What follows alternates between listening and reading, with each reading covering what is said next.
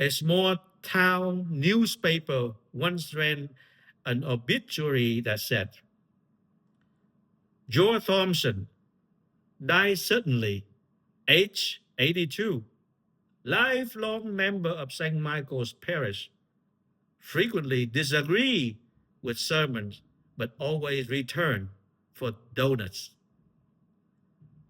The tombstone later read, he was honest and he showed up. There is something pleasant about that. We smile, but deep down, we know the truth.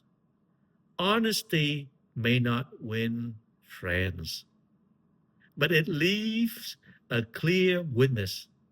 And in today's reading, that's precisely what truth does. It speaks plainly and pays the price.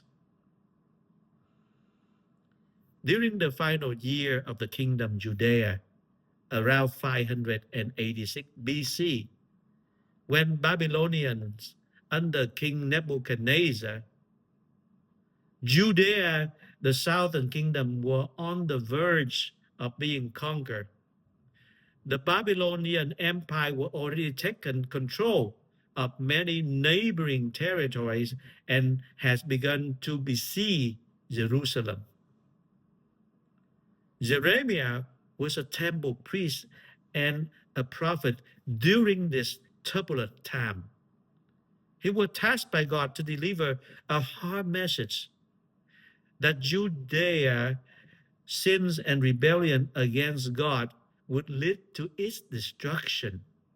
And the only way to stay alive is to submit to the Babylonians. Jeremiah spoke a word that no one wants to hear. Surrender to Babylon and live.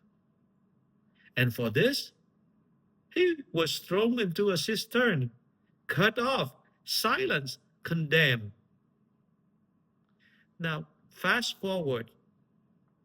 Jesus' message to the God in the Gospel of Luke is situated during the time of Jesus' last year of public ministry, around 33 AC, when the Roman Empire controlled Judea.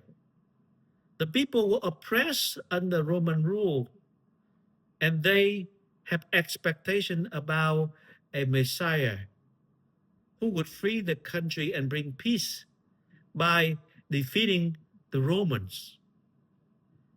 That in this boiling political situation, and in a highly communal society like the ancient Judea, family tie was incredibly critical and important.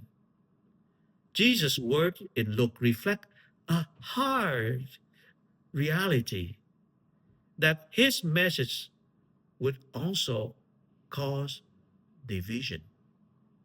His followers would have to make difficult decisions that might alienate them from their families, especially if their family remain loyal to one side or the other. Just like us today, in a family, we may have some Democrat and some Republic. And Jesus said, do you think that I come to bring peace on earth? No. I tell you, I'd rather bring division. Truth, when spoken into a world bent on its own way, will not always be met with applause. It draws lines, even within families. A university student once sat through a science exam, while others around him quietly whisper answer. He kept to his own work, but later he informed the professor of what happened.